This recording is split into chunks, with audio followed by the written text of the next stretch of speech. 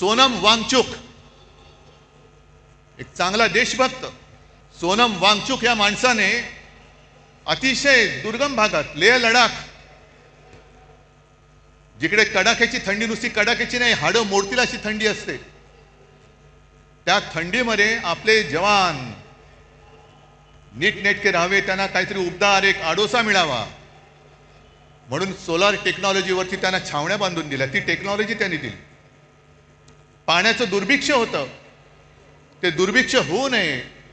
पाणी मिळालं पाहिजे म्हणून त्यांनी आई स्तूपाची योजना आणली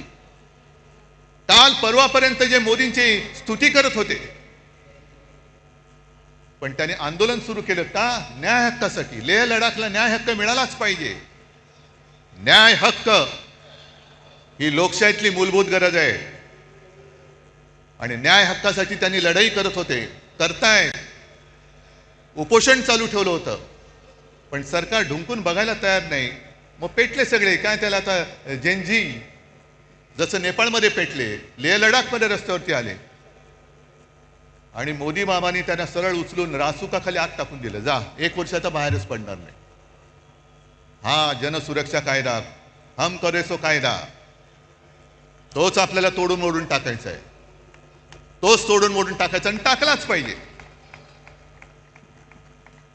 कारण मोदींची स्तुती करत होते तोपर्यंत वांगचुक हे देशद्रोही नव्हते पण त्यांच्यावरती आता आरोप ठेवले की तुम्ही पाकिस्तानमध्ये जाऊन आलात एका शिष्टमंडळातनं ते पाकिस्तानला गेले होते म्हणून देशद्रोही म्हणून जर वांगचुक यांना अटक होणार असेल तर नवाज शरीफचा केक गपचूप जाऊन खाऊन येणाऱ्या मोदींना काय म्हणायचं ह्या सुद्धा प्रश्नाचं उत्तर आम्हाला मिळालं पाहिजे न्याय हक्क मागणं हा या देशामध्ये देशद्रोह होतोय